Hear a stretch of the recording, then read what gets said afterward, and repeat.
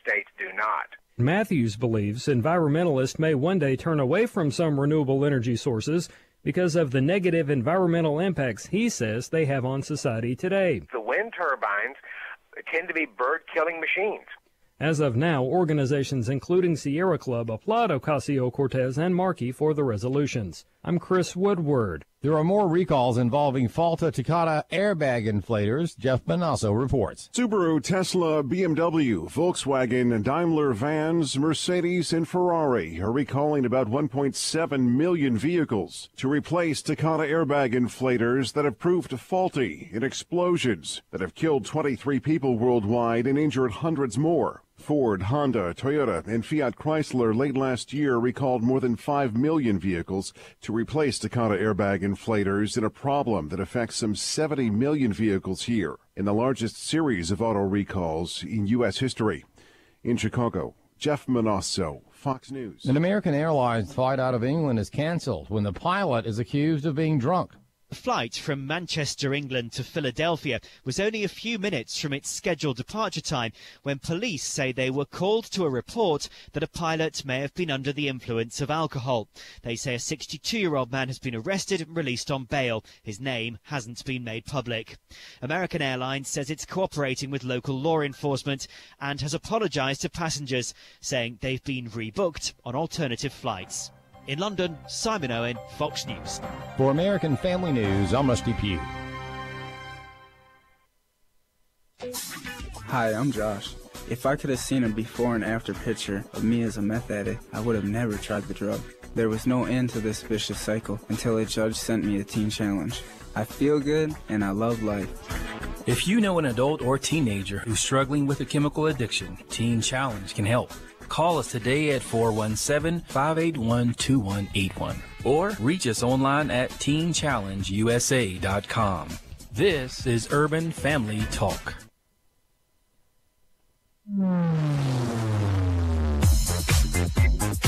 She's sharp, pointed, and insightful. This is Stacy on the Right on American Family Radio and Urban Family Talk. The question that this committee must now ask is, why? Why did President Trump choose to replace Attorney General Sessions with an outspoken critic of the special counsel instead of with any number of qualified individuals who had already received Senate confirmation? At no time has the White House asked for, nor have I provided, any promises or commitments concerning the special counsel's investigation or any other investigation. Mr. Attorney General, we're not joking here, and your humor is not acceptable.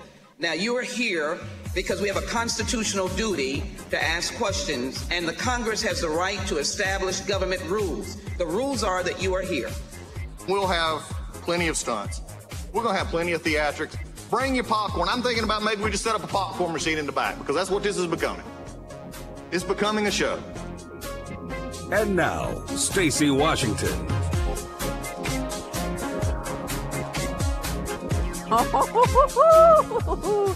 The sparks are flying.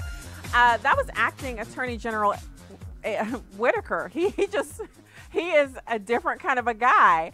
And I love it. I love it that he's not allowing the Democrats' witch hunt to kind of make him into one of their little tragic figures where they get to attack him and tear him down and make him look like a fool for their own benefit. And so welcome to the show.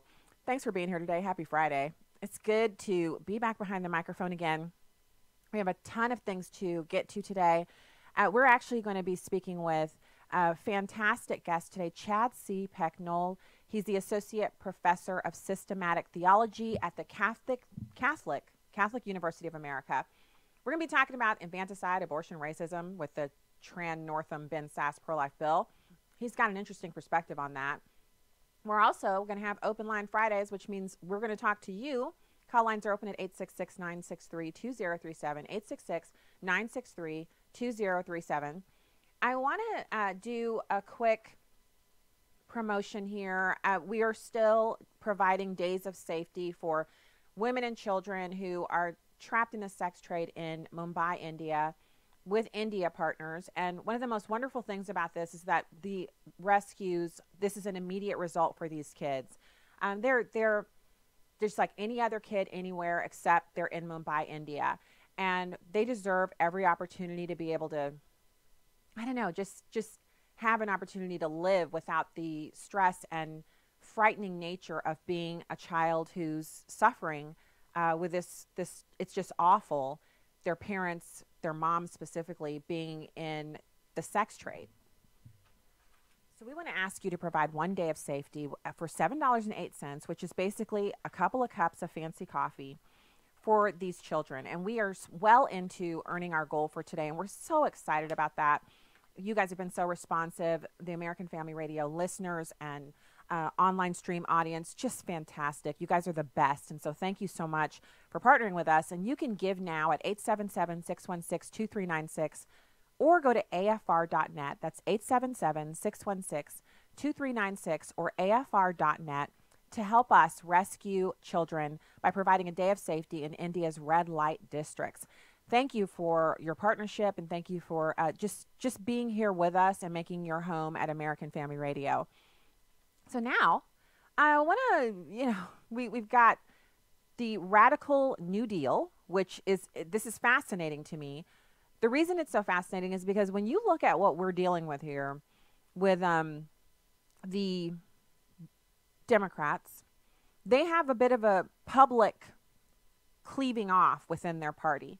And it's progressives against these new progressives who are really socialists, but not the kind of socialists that are easy to defeat, because these are socialists who insist that, unlike other forms of socialism, because it's all socialism, that have failed in the past or are currently failing, like the dumpster fire that's going on in Venezuela, they're saying theirs is different. It's not the same thing.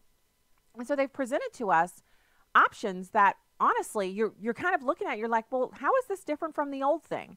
How is this new socialism that you claim to have different from the old socialism? So what is this Green New Deal? So first things first, I saw all kinds of stories yesterday that I kind of skimmed through. They were talking about everybody gets a new house. All of the buildings have to be rebuilt.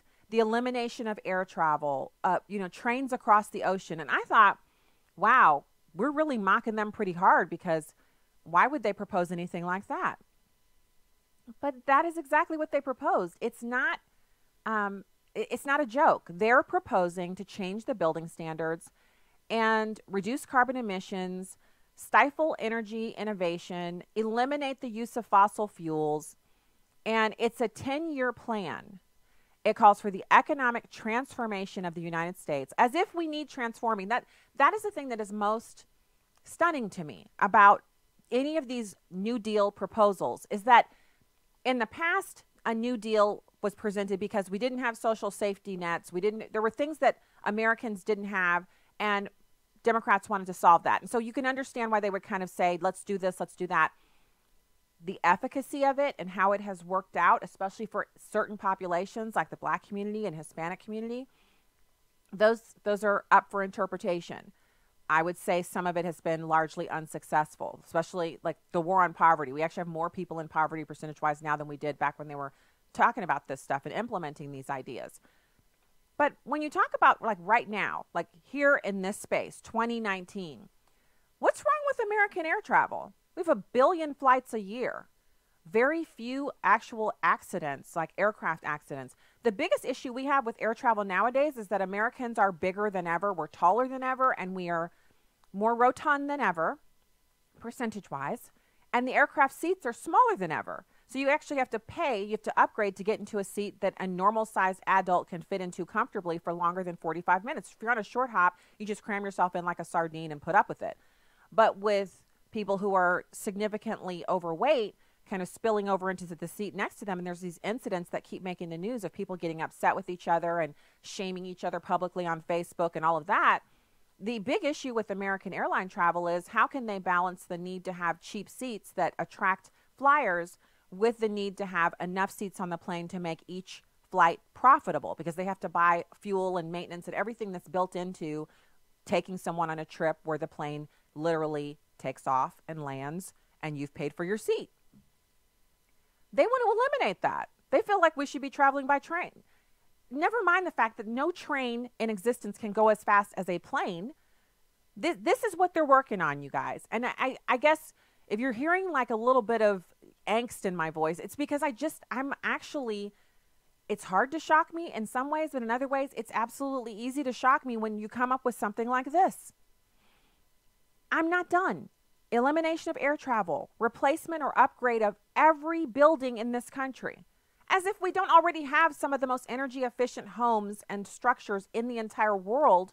Per capita, we're just killing it. Now, smaller countries might do better on, private homes and their energy efficiency, especially if you consider how many older homes we have that are still in existence, that, people aren't tearing down all of the old homes. We don't have all of our homes that people are living in new construction. But if you consider how you can actually weatherproof your home no matter what the age is. You can replace the windows. Why would we need to tear every home down and start over? I'm still not done. A guaranteed federal job with paid vacation for every person in America, even if they're unwilling to work. I'll just go on. You're probably thinking, this is crazy pants. She's reading from you've been hoaxed. This is a fake news report. It's not. It's not fake news. Now, they're light on the details on how this gets financed, the cost of which all of these programs is estimated to be anywhere between $2 trillion and $5.7 trillion or more. In other words, Thomas Sowell always says, compared to what, at what cost, what hard evidence? His second question, at what cost? That doesn't get answered here. The one who will not be named is quoted in the piece. I'm skipping ahead. But AEI resident fellow Alex Brill explained that regardless of cost, the unintended consequences of the Green New Deal are the worst imaginable. He writes that the financing through bureaucratic funding schemes could inhibit clean technology and energy efficiency innovation. So exactly the opposite of what these people purport to want.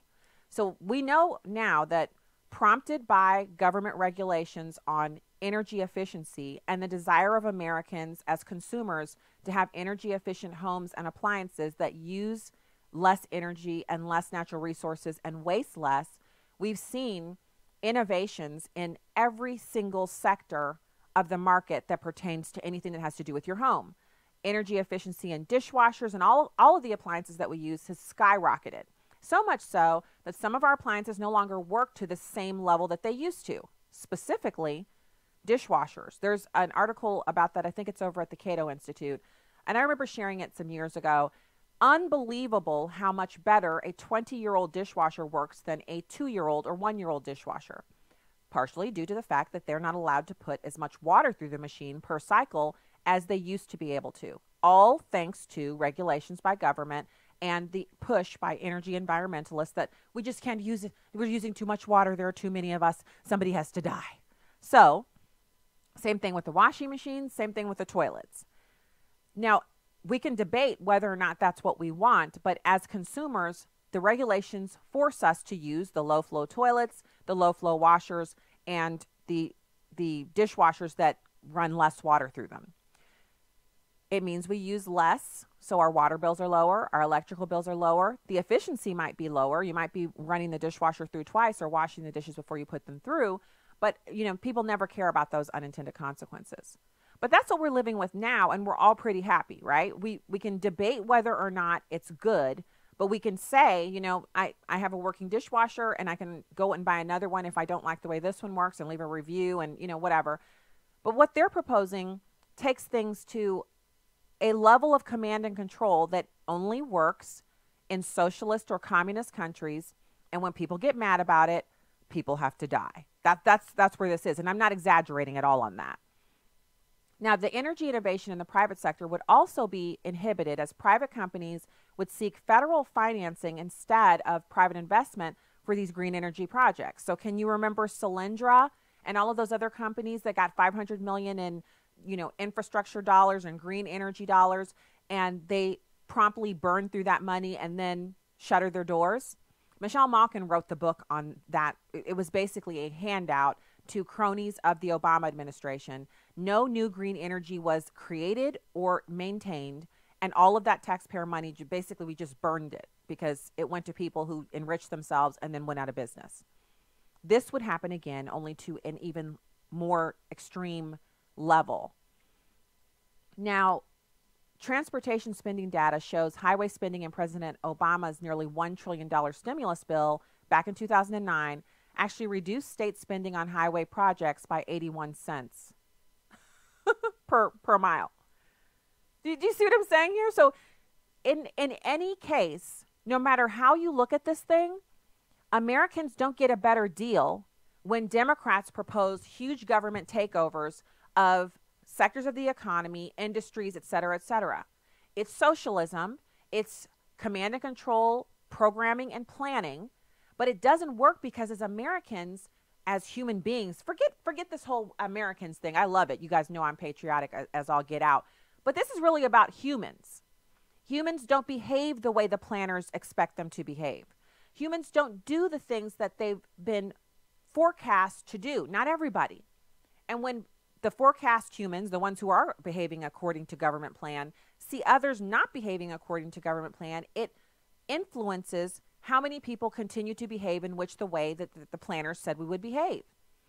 And it goes against the fundamental directive that our founders left for us in the Constitution, which was that the Constitution would limit the government and make it more profitable for the private sector to handle the needs of our populace, no matter the size.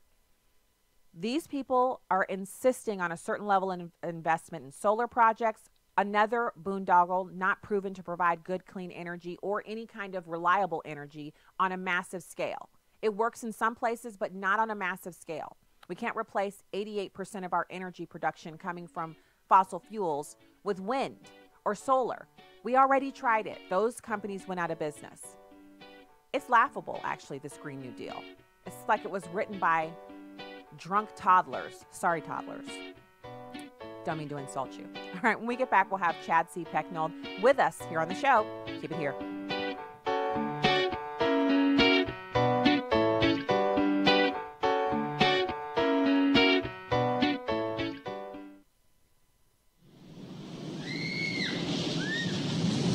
Are you still stuck on the healthcare roller coaster?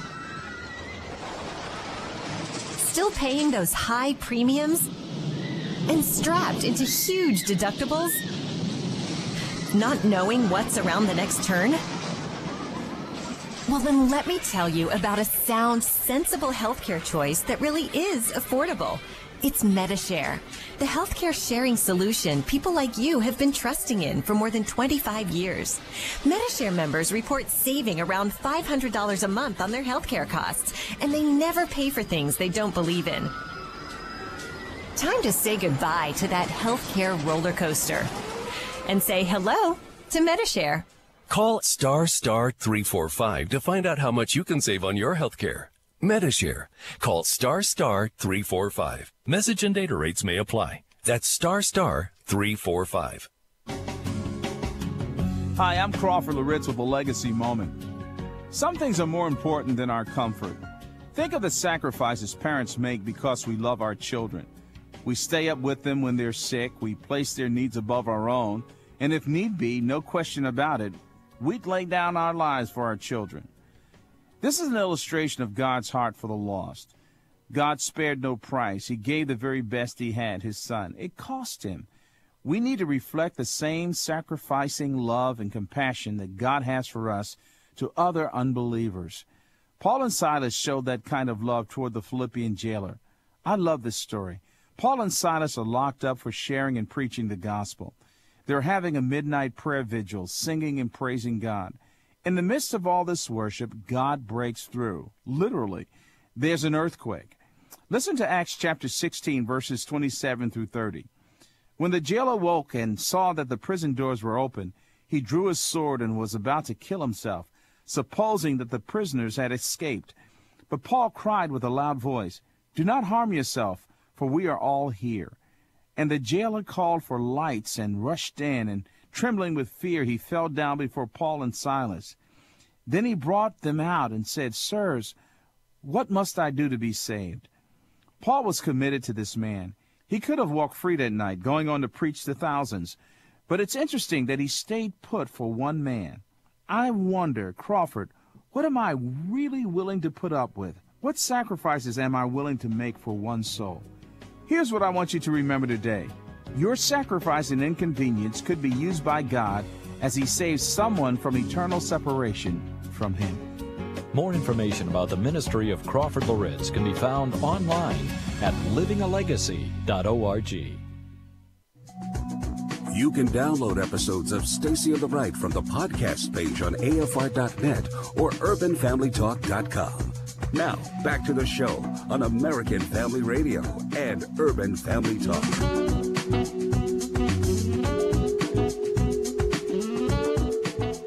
Thank you for being with us today. We are so excited to have our next guest on the program. The subject matter is tough, but it's important for us to discuss it, especially since we're trying to delineate not just right from wrong, but what we will have as an acceptable practice in our country as it pertains to human life. We have Chad C. Pecknold. He's the Associate Professor of Systematic Theology at the Catholic University of America. Chad, thank you for coming on today. Thanks so much for having me, Steve. So, I wish we were discussing how we were really seeing Democrats come together with Republicans and everyone uniting under the banner of a baby born, any baby on this side of the womb is just as much of a person as you or I and deserves protection and service and care. But that's not what we're seeing here, is it?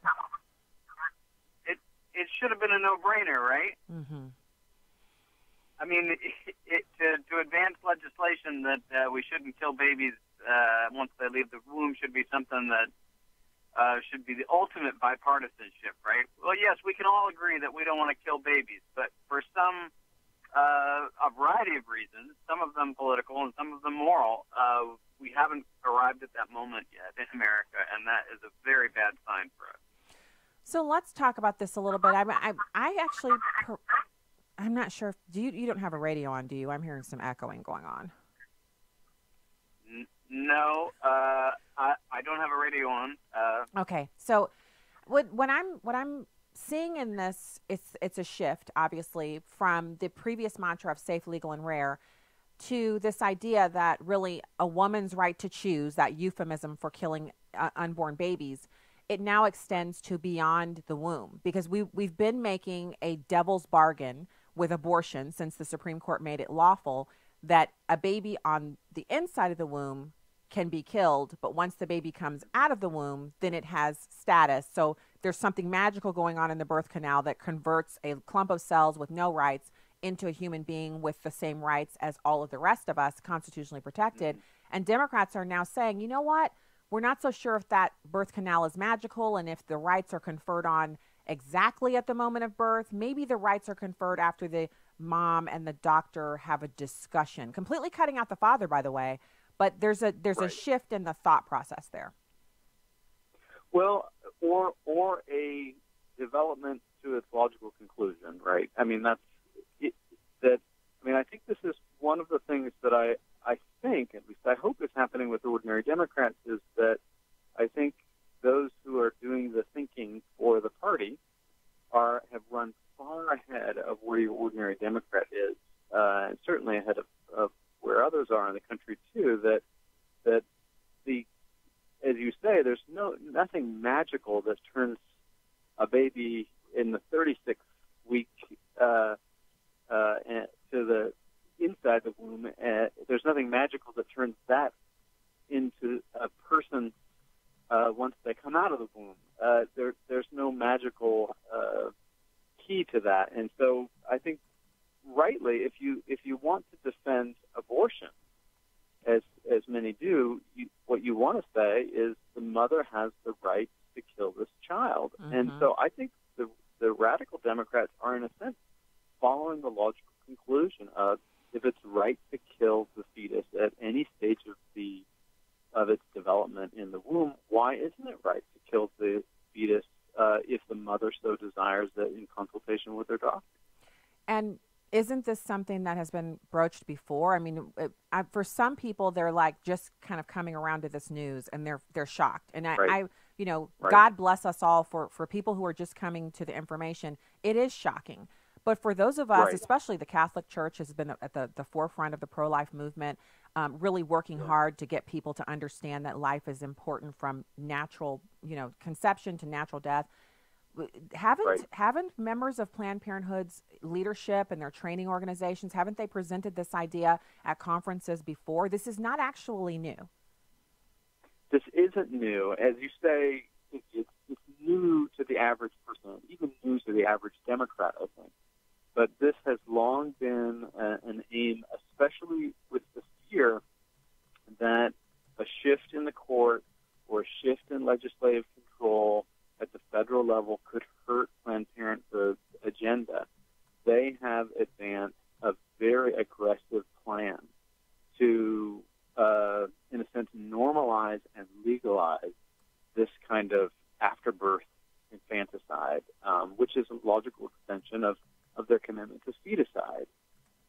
And they want to oppose any law that's going to restrict that, as they were just capable of doing today in Louisiana. So let's talk about that. I was just thinking, I hope it's okay if I ask you, but you segued perfectly. Chad, what is going on with Chief Justice Roberts? Like, what do we have to do to understand this man? Is it power? What is happening with him? Yeah. As a Catholic, I have to apologize for Chief Justice Roberts. You know, Roberts is one way you get power on the Supreme Court is by being a swing vote. Mm-hmm. And it seems like Justice Kennedy has handed that mantle down to Justice Roberts. He's the one good thing I can say is that those who are strongly on the other side from me, those who are really strongly pushing for abortion, also don't feel good about Justice Roberts. They're happy that he gave them a win today with Louisiana, but they are not in any way sure that he's going to vote with them in the future. So I think this is the explanation for Justice Roberts. Obviously, he wants to be someone who's observing stare decisis. He wants to be able to say, look, I'm only deciding on the law. I'm only deciding on precedent. There was a Texas precedent here, and so he was deferring, voting with the liberals on the court. That's at least a partial explanation of why I think Roberts did not vote the way I thought he should have voted. But you ask a fair question. He's our new Kennedy. You know, that's so disappointing, Chad, because I thought to myself, you know, if anybody could resist the tantalizing urge, you know, to be the swing justice, it would be him. I actually was, to be honest with you, I had a little bit of concern, like not full blown concern, but just that little, like, it was like a little feeling, just a little horrible, mean, like I kept pushing it down about Judge Kavanaugh, not because he wasn't pro-life before, but because he went through that brutal confirmation process. And I wondered, does he have something to prove now? Does he need to prove to the other side that he's really not an enemy of their? No, I think I had the same fear with Kavanaugh. And of course, Kavanaugh's the injustice done to him in his confirmation process was so evident that even if you had those hesitations, I think many people gave him the benefit of the doubt on that question, and I hope in the future he'll be supportive of the fight for life.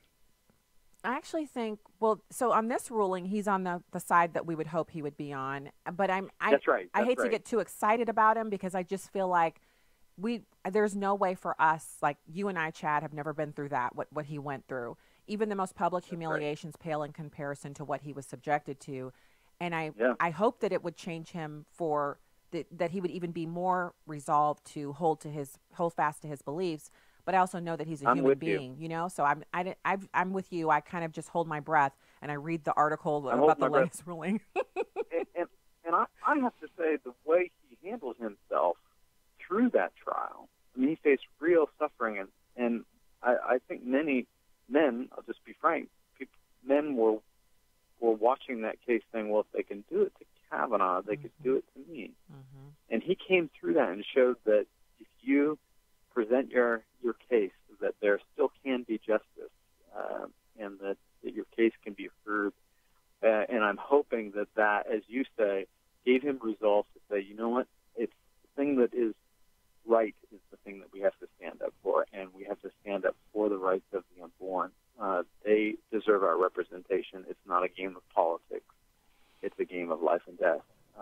a game. That's a serious matter. And so I'm hopeful that his future rulings will be consistently pro-life. So, the liberals have a de facto additional member of their wing in Justice Roberts. He won't be consistent. I'm not even going to, he's not going to be consistent. He'll just swing over there whenever it is to our utmost detriment as pro-life people and people who are concerned with a biblical worldview. But Chad, what about the fact that, so we haven't had an RBG sighting. I know they say she was at an event recently, but no pictures means she wasn't there, in my opinion. No, what about her? I think we're all prepared for Justice Amy Coney Barrett. Yes. I mean, there are some other, and it needs to be a female justice. It needs to be a justice that is going to be consistently voting on the side of human life and dignity. And there's a couple other candidates, but clearly Barrett's the favorite. My sense is the fight over her will be vigorous. It's going to, the left is very, very worried. They're very fearful. That's why they've got Governor Cuomo lighting up buildings. That's why they've got Virginia in shambles right now. We have the lieutenant governor is a former executive, lieutenant governor of Virginia, who's been charged with alleged sexual assault, was a former Planned Parenthood executive. Ooh, so we have little known fact. Planned Didn't know about that. So you've got actually a very powerful wing of what they call reproductive justice, but is really pro-abortion lobby that is fearful. And I think one of the reasons they are fearful and why they're pushing so hard and really overreaching the states. I mean, New York is overreach. Virginia is clearly overreach with this pediatrician governor who wants to kill a baby on the table. If you make it comfortable, it'll be okay. If they are that fearful that they need to politically overreach in such a way that it's damaging their party in those states, you know that they're terrified that the court's about to swing. So let's talk about this, because I think the fear-mongering is really, it's just that, it's fear-mongering. As a pro-life person who I want most to see the United States no longer have abortion as the law of the land, I am also aware that Roe v. Wade didn't actually mean that, you could have abortions where you couldn't before. It just meant that all states had to make it available, or if clinics set up there, they couldn't stop it. If Roe v. Wade is overturned by a newly conservative court, all that happens is it goes back to the states. So women could travel to New York and kill a baby up till it's on the table. Same thing in Virginia. If they elect new people in the fall, they would be able to do that there. In states like Missouri, you might find that it would be very difficult to have an abortion after the first trimester. So this doesn't make abortion it doesn't take anything away except this idea that it's something to be taxpayer funded. Like, I could see them overturning Roe v. Wade and then defunding Planned Parenthood and making it, something that isn't constitutional because it's no longer the law of the land. Planned Parenthood would simply see millions, maybe even $1 billion pour in from Hollywood and liberals all over the country. Yeah. They would still operate. Right. They might even grow. So what is this hysteria? It's so brazen and open. It's like watching someone open their mouth up and instead of regular teeth, you see shark teeth. That's what it feels like. I mean, I don't know what you would think about this, Stacey. Maybe this sounds too radical to you, but the abortion has become something like what Catholics call a sacrament. It's this visible sign for something that's deeply, deeply central to what the liberals believe about autonomy and the power of choice. And so it's something like a religious sacrament that they have to advance this as their central belief as to what makes a liberal society work. It works by this. It's not, they don't see it as killing a baby because they see abortion as delivering justice, delivering freedom, delivering all these goods. And this has part of what makes it a civil war in America, because half of America at least sees it as actually killing a human being. Mm-hmm. And the other half sees it as delivering freedom.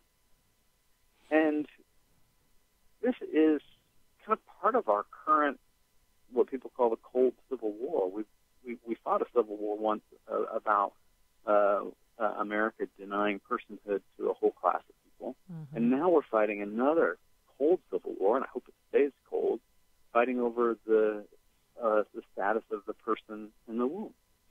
And I think it's fundamentally is something that is it's breaking down the sense of can America stand together as something united. The fact that we're returning this debate to the state is very reminiscent of the kind of division that we saw in the 1860s. Mm. Well, I agree with you that it does kind of have some parallels there, but I think the idea that the South really wanted to secede over abortion kind of was predicated on them all being in the same locale. So, they were knit together by their location. Not an exact analogy. It doesn't really work now because the pro-life population is interspersed among the pro-abortion population to such a degree that you're literally talking house to house, and within the same home, people holding different views on it. But I do think what you're talking about, the division, there isn't a place for us to go to where we can calm it down, because no matter what position we take, they keep moving further and further towards child sacrifice. And that's the part that is most concerning to me. I hear the music, but I'm so glad that you joined us today. I hope you'll come back and talk to us again. Yeah. Chad Pecknold. A real joy to talk to you Thank about you. such an important thing. Thank you so much. Praying for the unborn. We will Thank you continue very to pray much. for the unborn. And you're an associate professor of systematic theology at Catholic University of America, and we really appreciate your time today. Thank you. Thanks. Take care, Stacey. You too. Take care. Have a great weekend. We'll be back with more after this. We'll take your calls. Keep it here.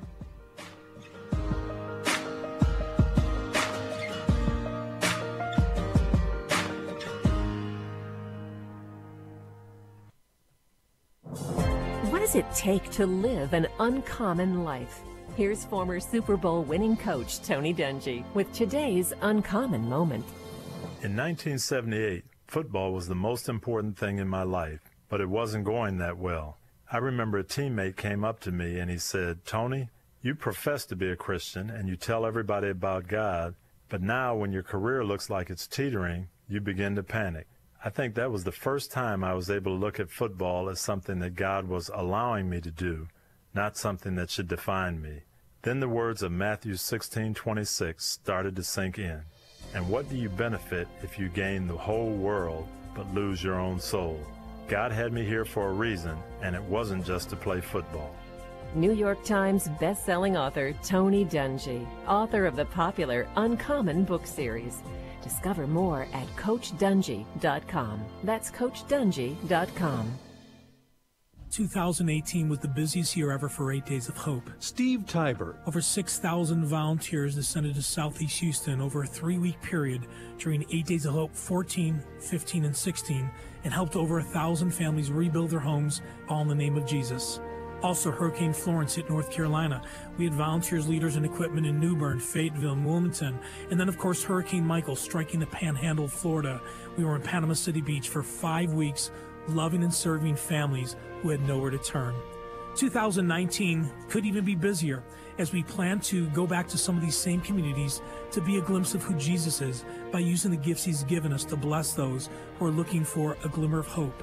Go to 8daysofhope.com, submit your email address, and we'll notify you of our plans in 2019. American Family Association is pleased to partner with 8 Days of Hope, and you can too. Learn more at 8daysofhope.com. Be the hands and feet of Jesus. Securing America.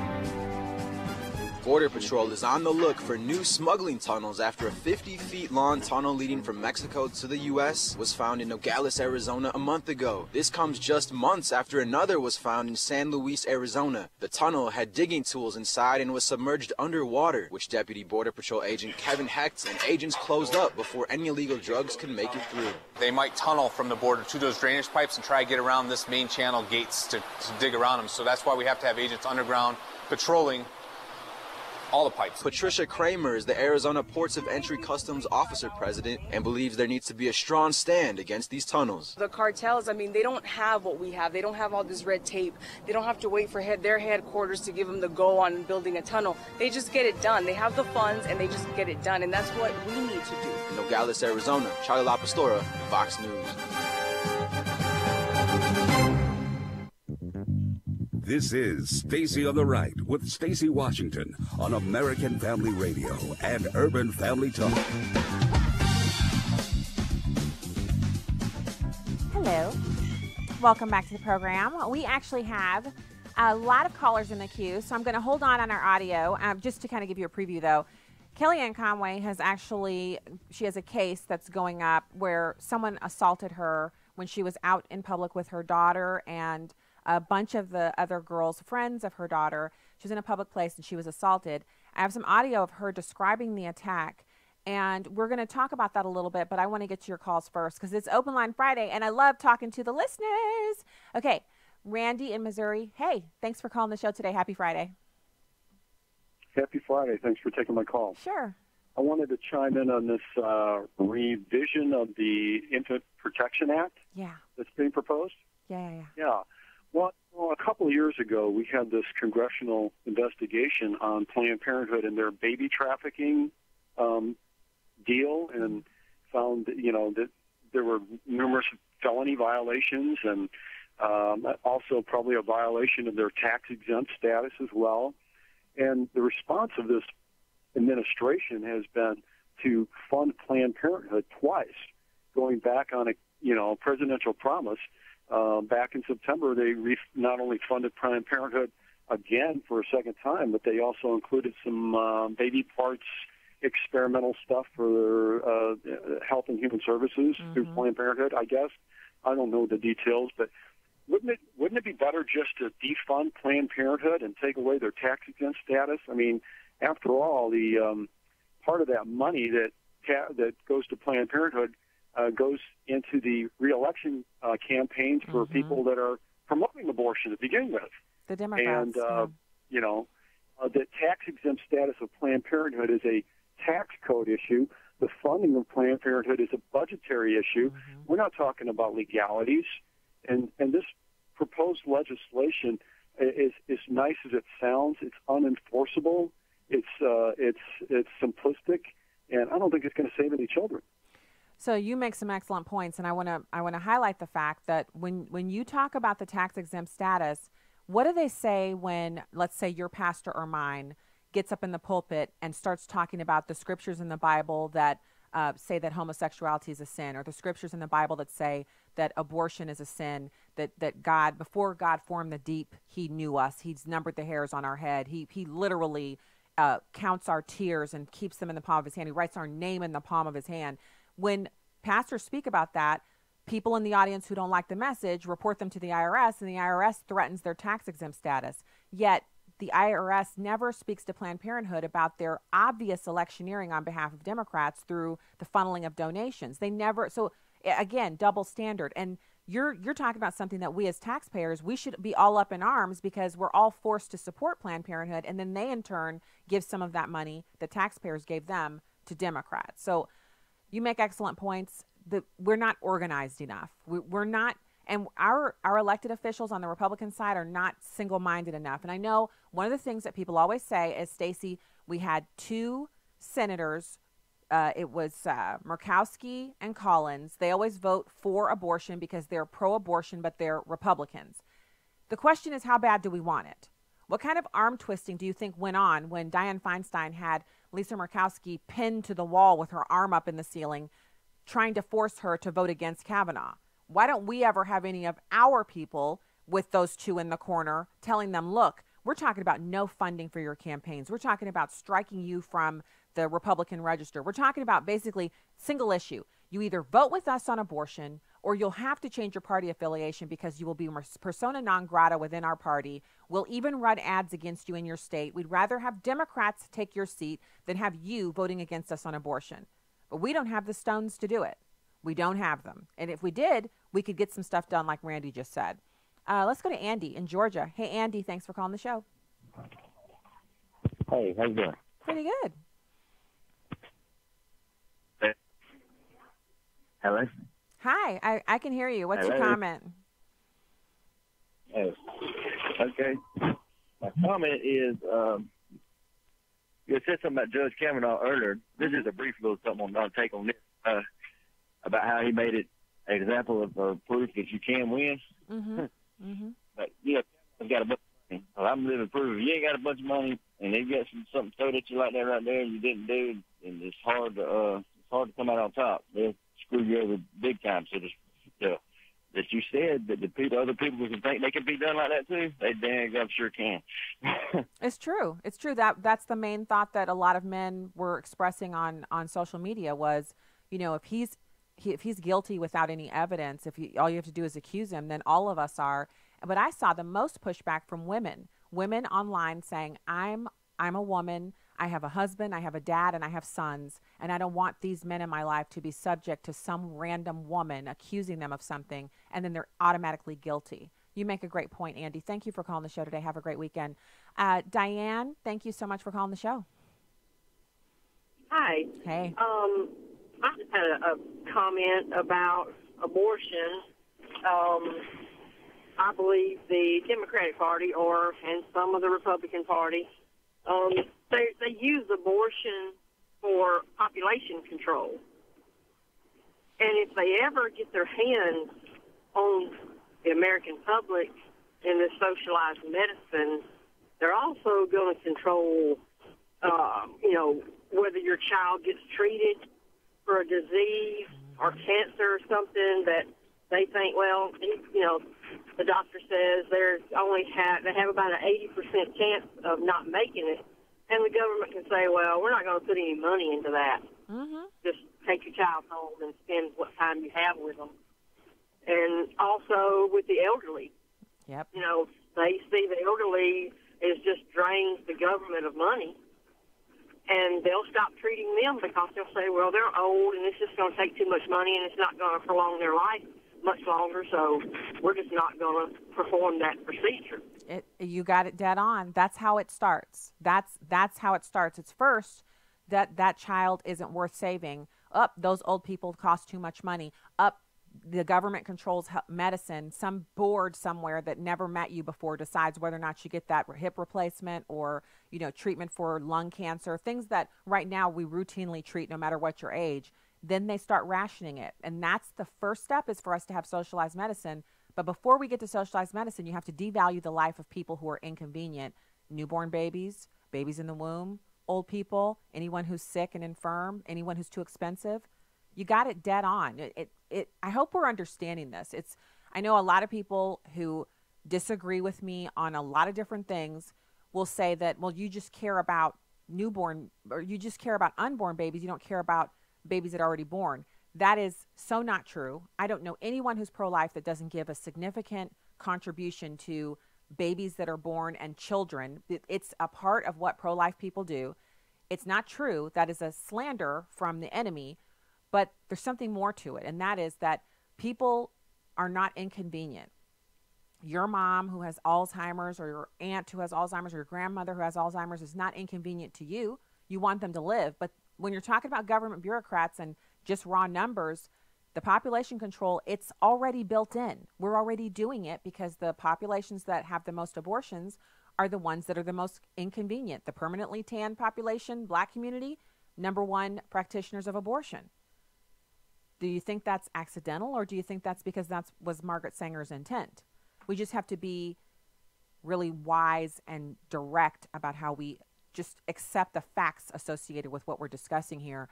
We have more callers. Aaron in Tennessee, thank you so much for calling the show. Hey, yes, I actually have a comment about abortion. Sure. Kind of like my personal story, but I was actually raised as a teenager and become pregnant from that. And my first decision was to, of course, get the baby gone. I didn't want to think about it, and I couldn't even imagine actually going through with it.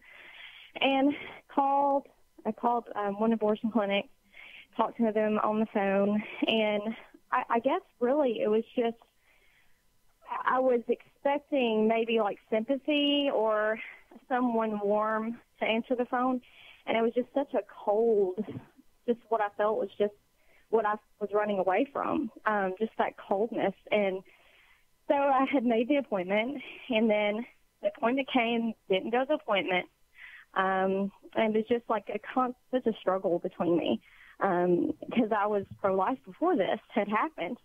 And it was just like something in me told me that, you know, I'm not going to let this person, what he did to me, change my morals. And, you know, it's like I would already have to live with what's already happened, plus knowing that I took the life of a child, that it wasn't that child's fault. You know, that child did not choose to come to the earth this way. And so I ended up, I did give birth to this child. I was going to choose adoption, but I actually kept this child. And I found a man later on a really good man. I ended up marrying him. He adopted this child as his own. And it's just been, it's been better than I could have expected. I know God has used this for me. You know, ever since this has been going on, about everything that's been going on with abortion and what they're doing, I felt the call to do something, and I'm like, what am I going to do? What can I do? And so I'm like, well, I know I have a good story, so I've been actually working with my local clinic that helps women, you know, birth choice, things like that. And, you know, using my story, I'm like, what better way is to use what I've gone through to help other women? Because most women, when you hear about that, their first thing is, you know, they don't expect you to keep the baby, and they don't think you can. And it's very possible. It is very possible. It's not this child's fault. And you can mentally get through this when you hold that baby in your arms and you see the innocence of that child and that it wasn't their choice. You know, it changes everything. And I thank God every day that I did not make that decision, because I don't know where I would be if I had made that decision as far as mentally. You know, I mean, he would have taken more from me if I would have allowed myself to do that. So I'll hang up and listen, but I just wanted to just kind of get my story out there. Thank you. Thank you for sharing it. I know it can't be easy, but it's so important for people like Erin to share.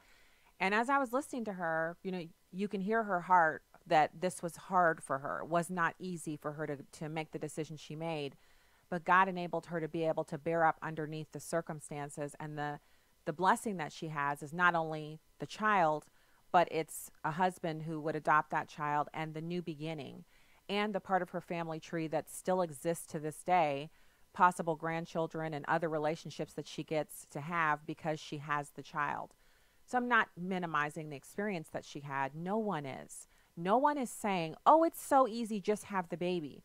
But she made the point herself that she would have really destroyed any opportunity to allow God to work something good out of the horrible circumstance that she experienced by taking matters into her own hand and using abortion as a way to try to erase the experience, which is adding insult to injury.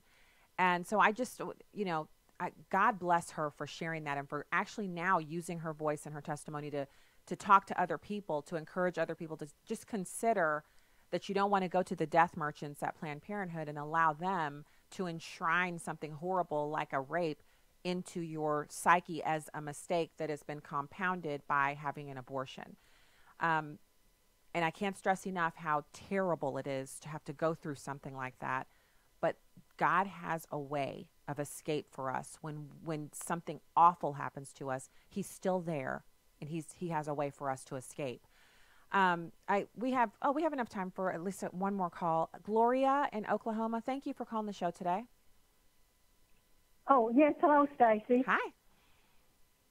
Thank you for taking my call. I'd like to comment on Judge Roberts. Yeah. I think it was a personal thing with him. I think he dislikes President Trump like so many others do, and I think this is a thumb in his eye because of President Trump calling for these reforms on this killing of babies. And they've already had one little round, I believe, if I'm not mistaken, not long ago. I think he's gone political, and I think we can probably expect more of the same from him. Anyway, I'd like for you to comment, please. Thank you, Gloria. So you're expressing what is my kind of my worst fear, which is, and I know there's like the back channel and the rumor about Justice Roberts not really liking President Trump, and he even came out and said that there is no liberal court, there is no conservative court, there are just justices and judges. And President Trump said, yeah, the Ninth Circuit proves you wrong. So they've actually had a verbal like altercation publicly between a Chief Justice of the United States Supreme Court and the President of the United States, which is unheard of. They're not supposed to comment on political things or things that the president says. They're supposed to be impartial and silent. And so what you're saying has a ring of truth to it. I have no way of proving it. It's my worst fear that he would operate basically with Trump derangement syndrome instead of as, the Chief Justice of the Supreme Court. We got to pray for that man because he is on a path that will destroy his legacy. And, that's something that outlasts these. Sure, the decisions last on, but they can be changed. But the legacy, that's it. It sticks with you. Okay, that's the first hour. Woo, that just went by so quick. We have more for you, but right now, if you're leaving the show, thank you for being with us. God bless you. Thank you for making your home at American Family Radio. And we'll be back with more after onenewsnow.com, news and information for those who are sticking around.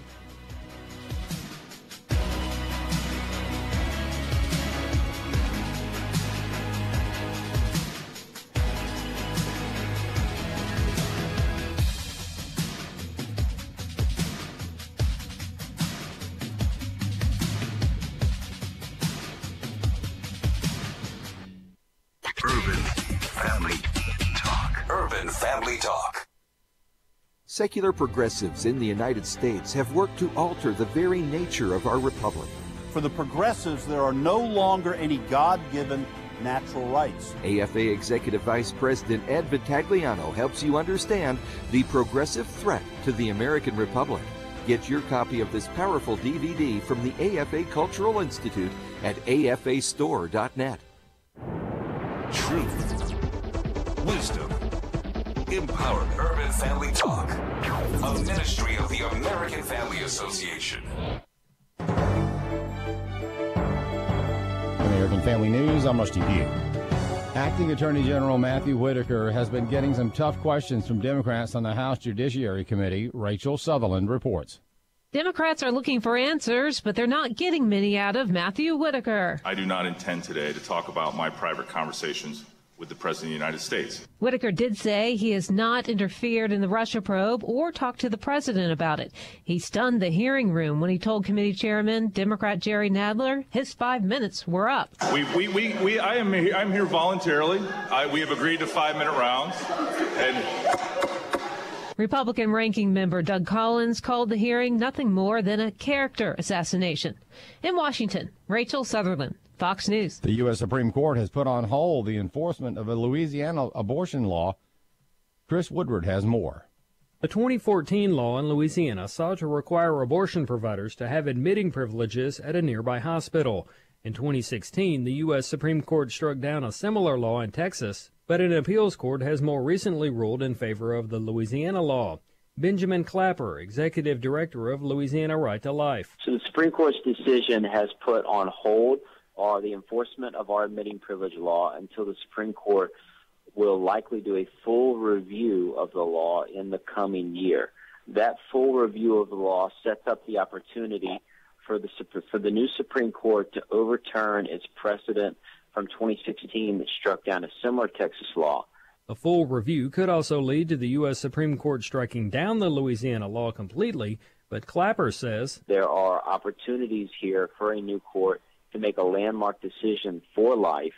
However, none of it can be seen until a final decision is made in years' time or possibly more. Chief Justice John Roberts joined the court's 4 liberals in putting a hold on the law pending a full review of the case. Justices Neil Gorsuch and Brett Kavanaugh were among the 4 conservative members of the court who would have allowed the law to take effect. Meanwhile, abortion providers in Louisiana do not have to have admitting privileges during this full review by the court. I'm Chris Woodward. A couple in Canada has been denied the opportunity to become foster parents because they believe in the truth of the Bible. Bill Bumpus has the story. The couple in the province of Ontario who wished to remain anonymous applied to become foster parents, which required an interview process. In the spring of last year, a social worker visited with the couple and asked questions about their religious beliefs. John Carpe with the Justice Center for Constitutional Freedoms represents the couple and says the interview included this exchange. The social worker said, "You don't really believe in the outdated parts of the Bible, do you?" And the couple said, "Well, we believe in the whole thing." When the social worker brought up homosexuality, the couple said the Bible identified the behavior as a sin. 6 months later, they found out that their application was denied. Based purely on their religious or biblical beliefs about human sexuality. Carpe says this case has big consequences because if the government determines one is not fit to foster due to biblical views on sexuality, that necessarily translates into you're not a fit parent for your own biological children for having the so-called wrong beliefs about human sexuality. Carpe says they're demanding that the government agency reverse the decision to dismiss the application. I'm Bill Bumpus. New Jersey is one step closer to making assisted suicide legal. Tanya J. Powers reports. Lawmakers on New Jersey's State Senate Committee on Health, Human Services, and Senior Citizens voted 6-3 in favor of a law that would legalize assisted suicide. The Aid in Dying for the Terminally Ill Act would allow adults who live in New Jersey to get a prescription for life-ending drugs if a doctor has determined they have 6 months or less to live. An opponent of the bill called yesterday's hearing irregular and said it didn't allow for those who oppose the bill a chance to speak against it before the vote. The bill still has to pass both houses of the legislature and be signed into law by Democratic Governor Phil Murphy. In New York, Tanya J. Powers, Fox News. American Family News is online at onenewsnow.com, on Facebook and Twitter, and download the One News Now mobile app. I'm Rusty Pugh.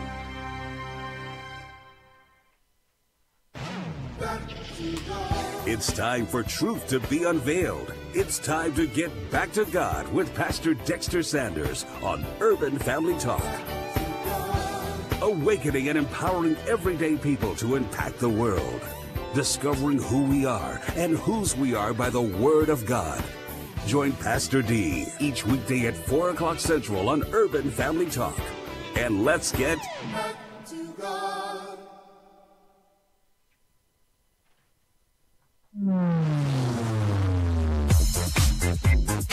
She's sharp, pointed, and insightful. This is Stacy on the Right on American Family Radio and Urban Family Talk. The question that this committee must now ask is, why? Why did President Trump choose to replace Attorney General Sessions with an outspoken critic of the special counsel instead of with any number of qualified individuals who had already received Senate confirmation? At no time has the White House asked for, nor have I provided, any promises or commitments concerning the special counsel's investigation or any other investigation. Mr. Attorney General, we're not joking here, and your humor is not acceptable. Now, you're here because we have a constitutional duty to ask questions, and the Congress has the right to establish government rules. The rules are that you are here. We'll have plenty of stunts. We're going to have plenty of theatrics. Bring your popcorn. I'm thinking about maybe we just set up a popcorn machine in the back, because that's what this is becoming. It's becoming a show. And now, Stacy Washington. You gotta love it when somebody comes in live and direct, smoking hot like a Patriot missile straight to their brain. They were not expecting that. They were trying to scold him like he's a child, and he was having none of it. A.G. Whitaker, acting A.G. Whitaker, that guy, I think he's going to be pretty entertaining. Pretty fun to watch. So, yeah, we are going to be having nothing but the show, straight up show. We don't have another guest this hour of the program. We are so grateful that Chad C. Pecknold of Catholic University of America joined us last hour. But it's Friday, so if you want to call in, I want to talk to you. Give us a ring, 866-963-2037, 866-963-2037. So the first thing I want to do is get back to the show sheet. Last hour we took calls, and it was so good to speak with you. We need to get to this story about Kellyanne Conway. And she's a strong woman. I've met her in person at the Eisenhower Executive Office Complex, and I enjoyed meeting her in person. She is, for such a tiny person, she is formidable. But there's something different about her being assaulted with her kids, or one of her children in tow. And I want you to listen to her talk about it, because this is where we are, and we have to be prepared. And, you know, as everyone knows, I'm a proponent of the Second Amendment, and I believe that people should defend themselves. But there's also the issue of, you know, you have your children with you, you're in a public place, and you're caught unawares, and someone is grabbing you. That's what's happened here. Listen to her describe it. It's number 4. I was assaulted in a restaurant, and that assaulted person, how? That person has to go to court soon. Assaulted how? I was standing next to my daughter and many of her friends at dinner. I mean, she was right here, right next to me, and her friends were too. And somebody was grabbing me from behind, grabbed my arms, and was shaking me to the point I thought maybe somebody was hugging me, one of the other parents coming to pick up his or her daughter. And then as I turned around, it just felt weird. It felt like, well, it's a little aggressive. And I turned around, and the woman had grabbed my hands. She was just unhinged. She was a stranger. She was out of control. I don't even know how to explain her to you. Her whole face was terror and anger, and but she was right here, and my daughter was right there. And she ought to pay for that. She ought to pay for that, because she has no right to touch anybody. So she's standing there in a restaurant, apparently. The woman comes up behind her and, you know, takes hold of her. Now, remember, sometimes we have to refresh ourselves, because if you're not into, you know, criminal activity, it's not like we run around and we're like, so what is the definition of battery? What's the definition of assault? We all know what assault is, you know, generally speaking. We know it involves one person putting their hands or some of their body parts on someone else. And that can be, you know, it can be as little as a push. It's assault. Or it's battery. Battery is really just any touching at all, any unwanted touching. It's battery. But what we're talking about here is this woman. She claims she has expressed herself using her First Amendment rights. She says Kellyanne Conway's lying and she's going to be found innocent. She has actually said, I'm pleading innocent to this charge. But there's something more here.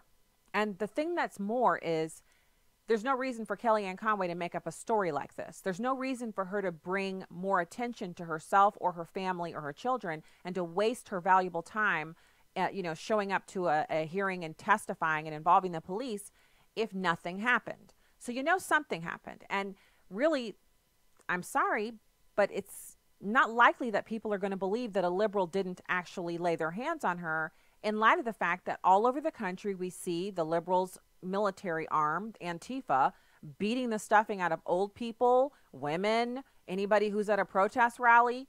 And this issue that they have with, and I've shared my own stories of how I spoke at an event at Washington University's Lifelong Learning Institute, and afterwards a tiny little woman came up and just stuck her finger right in my face. Like if I'd leaned forward too hard or something, she would have literally had her finger on me. That's how she was, just jabbing her finger in my face, because she didn't agree with our proposals from Project 21's Black Leadership Council, the advisory board of National Center for Public Policy Research. We put out a document called a blueprint, and it just explains how we need the government out of inner city communities. We need the government out of the lives of Black Americans so they can flourish and experience the American dream. And we have it set off into different content areas, and that's what I was there to speak about. Remember, I'm speaking about this issue, and she could easily disagree without jabbing her finger in my face. Now, I didn't jab her back. I just took a step back and told her the conversation was over. Because if she's willing to jab me in the face before I've even answered her, you know, she's got a problem with this, she's got a problem with that. And she immediately said, well, I want to talk about this. This conversation, why are you ending the conversation? I said, because you're jabbing your finger in my face. So the reason that I'm drawing a correlation between these two stories is it's not out of the pale. And ask any conservative, any conservative, whether they're a woman or a man, if they're in the public eye in any fashion, they'll tell you the same types of stories. We've sat around at conferences, and, you know, after you get done eating, people will talk, and invariably it turns to how rabid the opposition is, and people tell stories. I was walking to my car after speaking at an event. People were literally following me to the car, yelling and chanting. You know, I'm in the parking lot. Someone sees me. They flip me the bird and start yelling out the window. I've heard these stories firsthand from people. The emails and the direct messages are just on a whole nother level. So why would we suspect that Kellyanne Conway was lying when we know the everyday average experience of conservatives is that when people don't like what you said, they don't mind pulling over in the middle of the road. I don't like what you did. You had a sign in your yard. It's like basically holding yourself up for public ridicule at all times.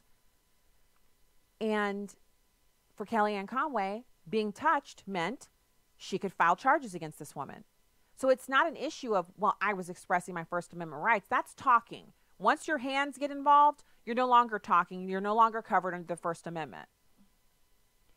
What I want to do is I want to get to a place in America where we can all have our own opinions without some people feeling like you might need to have some repercussions for it, other than we all know that in the long term, the eternal repercussions for voting with the Democrats and siding with them on abortion and all of these other heart issues, these biblical issues where God has clearly mandated that one is wrong and one is right, that's going to have an eternal consequence. But other than that, it's America. You're allowed to be uninformed, ignorant, or willfully sinful without anybody laying their hands on you. You would think it would be the opposite, that Americans who don't like what's happening with the pro-life issue would be the ones running around putting their hands on people. But that's not it at all, is it? No, it isn't. You don't see us doing any of that stuff. So now I want to turn to a subject that has really, it took over the Facebook page.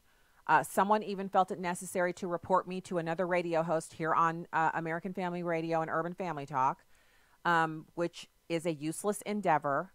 And it has to do with this news story about the measles outbreak in San Antonio, Texas, which it's going on in multiple states.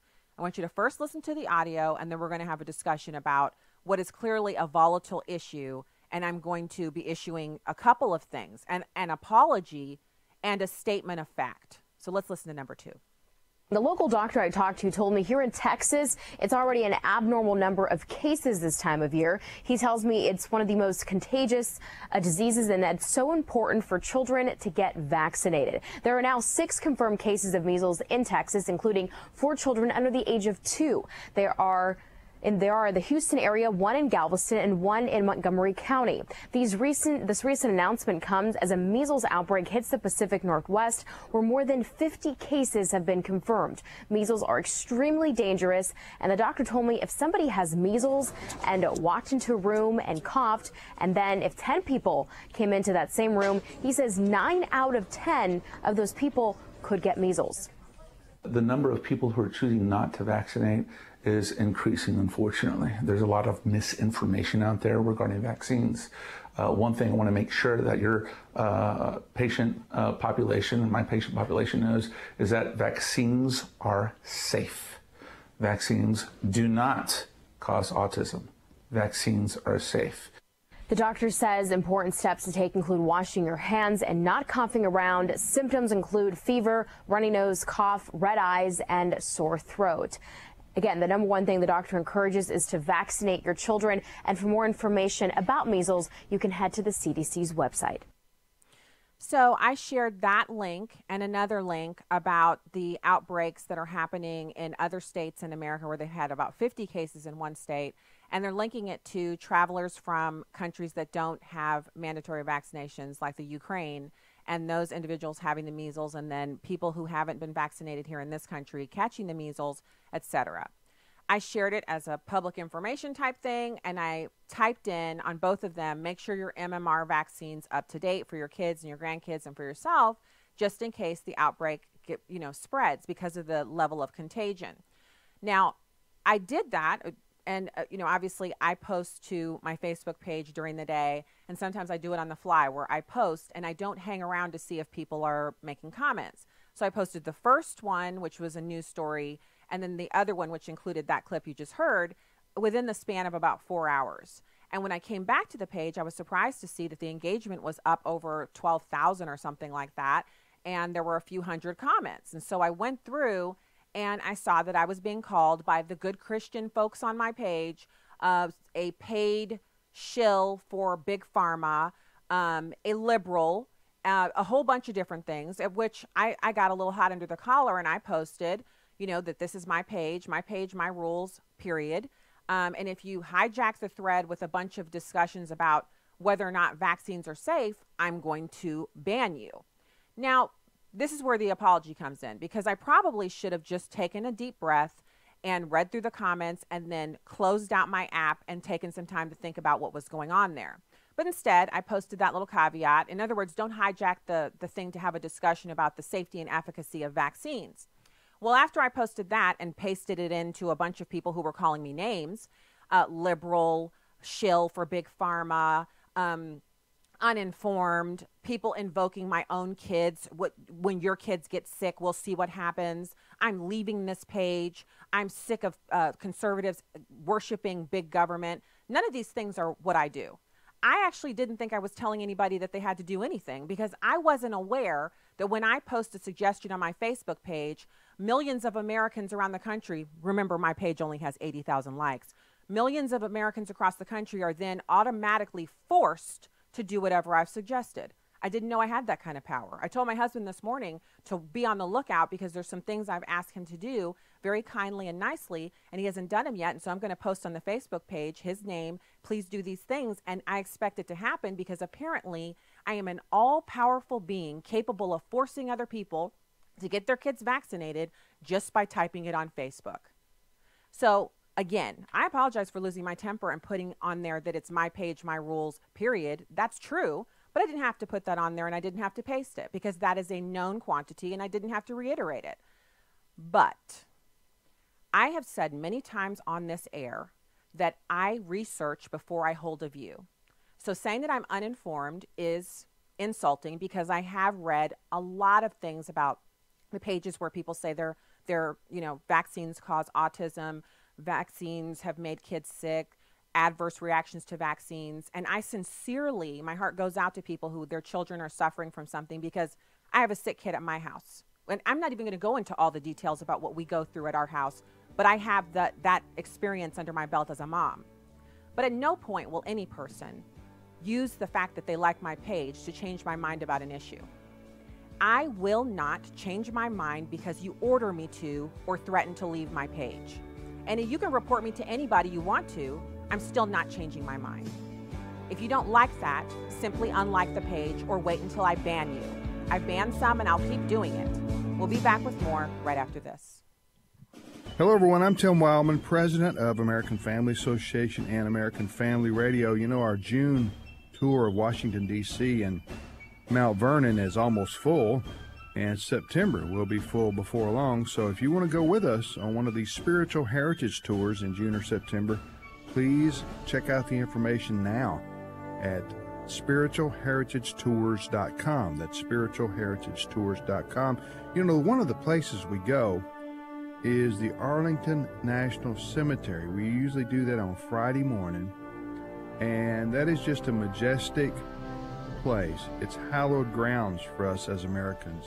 It's there we'll see the changing of the guard at the tomb of the unknown soldier. That's just one of the places we see on one of the days we are in Washington, D.C. If you want more information on the Spiritual Heritage Tours, go to spiritualheritagetours.com. This is Viewpoints with Kirby Anderson.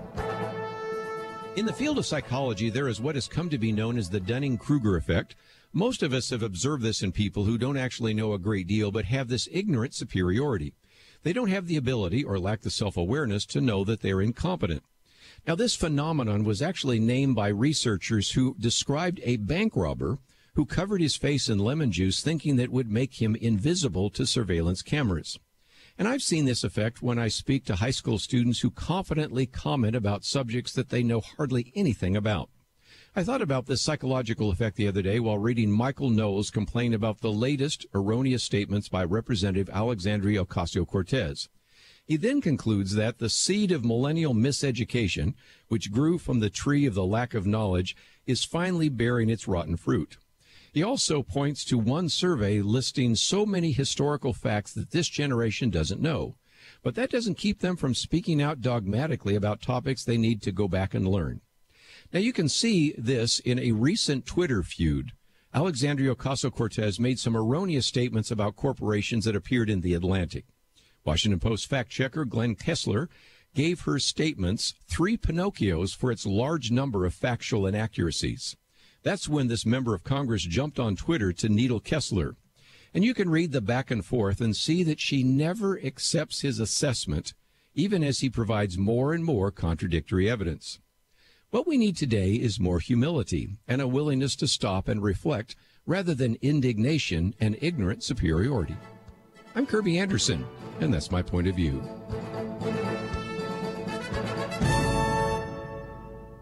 Take Kirby and the Point of View team with you on the go with the Point of View app. Search for Point of View Radio at the Apple or Google Play stores. You can watch a live stream of the show on Facebook or YouTube at Stacy on the Right. Now, back to the show on American Family Radio and Urban Family Talk. Calling on a ban on late-term abortions, Speaker. Sorry? What do you think about the president calling on a ban on late-term abortions? It's really quite a sad thing when you know that what we're talking about is something that applies to the health and life, health, and ability to have other children of women. I hope that in his family he never has to face that crisis and apply his attitude toward it. That was Nancy Pelosi. The reporter that you heard asking her the question is Carrie Pickett, formerly of the Daily Caller. I believe she's with Sirius XM right now. And Carrie Pickett is known for showing up in the halls of Congress and chasing legislators down to get a good question in. And the answer that Nancy Pelosi gave, that, you know, it saddens her that the president wants to protect babies that have been born alive after an abortion, just shows how far out of touch she is with mainstream America. Most Americans don't believe in late-term abortion, let alone aborting a baby after it's already been born. That is something that is not mainstream. And so it is interesting to hear her saying that it's a sad thing. Now, we did talk about it just a little bit, and I will follow up to this whole thing about the Facebook and everybody being so angry and unliking and all this other stuff. You know, there are thousands, literally thousands of Black conservatives out there providing fantastic content. There's more now than ever before. And so my take on all of these things, when people disagree and they get so enraged that they're like, I'm unliking the page, I feel like if you're meant to be on my page, you'll be there. I feel like if you want to be there, you'll be there. And if you don't want to be there for something like us disagreeing on one issue, so that means we agree on pretty much 99% of the issues. And on one issue, we've now disagreed. And if you feel like that's enough to go, or you don't want to listen to the show anymore, you're deleting the app for the Stacy on the Right or the you know, whatever you're doing, that's what you're going to do. And there's nothing I can do to change that, because in your mind, if I don't agree with you on 100% of the issues, we're going to have this problem again someday. I follow people online, on social media, on radio, that sometimes I disagree with what they've said. If I don't like it, if it's such a huge issue for me, if it's one of my core like value issues like pro-life, gun ownership, religious freedom, biblical worldview, then I just won't listen anymore. But I don't feel the need to make an announcement about it, because in my mind, there's a place for me to get this content from, and if it's not from that person, it's from someone else. So it doesn't mean I don't care that people aren't going to be there because they're mad because I said, you know, you should probably get your MMR vaccine updated. Again, I didn't realize I could control people by simply making a suggestion, but who knew I had that kind of power? It's kind of exciting now. I'm going to try it out later, see if other people can be controlled by my suggestions as well. But sarcasm aside, it's not my job to change my mind every time someone disagrees with me. And it's not anyone else's job to assume that the decision or the opinion that I hold is uninformed just because it disagrees with their own. So that means I have to make a choice. And I always say friendship's like a buffet. The friendship's already laid out. It's already prepared. It's set. The table is set. You can come and partake, or you can say that's not for me and you can skip it. That's how I view it. Because I'm not going to get my blood pressure up or just, you know, go crazy and spend days upset about an issue where I clearly haven't changed anyone's mind on the issue. People who are against vaccines are still against them. It's a whole nother day. This happened yesterday. And people who are supportive of vaccines or plan to, you know, follow the vaccine schedule haven't changed their minds about the issue either. No one has changed their mind. But people have gotten mad, lost their temper, blood pressure has gone up. And people think that if they just find someone else that I know and respect and tell them what I said, that all of a sudden I'm going to be like, well, you know what? Yeah, you're right. I'm not in control of myself. I'm not a grown woman with a husband and kids and a mortgage and my own life. I need to listen to what some other person says because I like and respect them. Their opinion is far more informed than mine. Apparently, we've never met. You're not going to see me doing that. And calling other people in like the cavalry or piling on in groups, you're not changing my mind. Clearly, we've not met. But it's okay. You'll learn if you hang around. And if you don't hang around, God bless, thank you, next, see ya. And that's how I feel about it. And I hope that's not offensive to people. I hope this is just an information sharing exercise and that people will get over it, whichever way they decide to go. God bless, all the rest, next.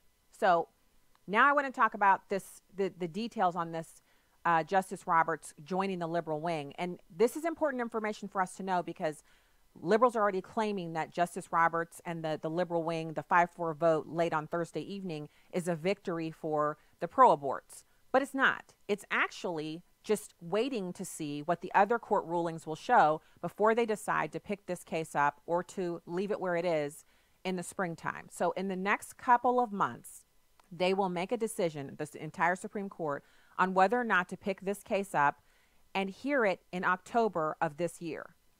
At issue is this idea that in Louisiana, if you are an abortion doctor operating an abortion clinic or a private practice that does abortion, and it's outside of a hospital and you don't have admitting privileges, that you can't do abortions anymore. What they're saying is, if you're doing abortions in a clinic and something goes wrong, instead of just dialing 911 and trundling your patient off to the hospital without anybody to tell the receiving doctor what happened, you would go with your patient and you would continue on in helping your patient through the difficulties because you would have admitting privileges. You'd be able to go with your patient in the ambulance, get to the hospital, admit your patient to the hospital, and then consult with other doctors.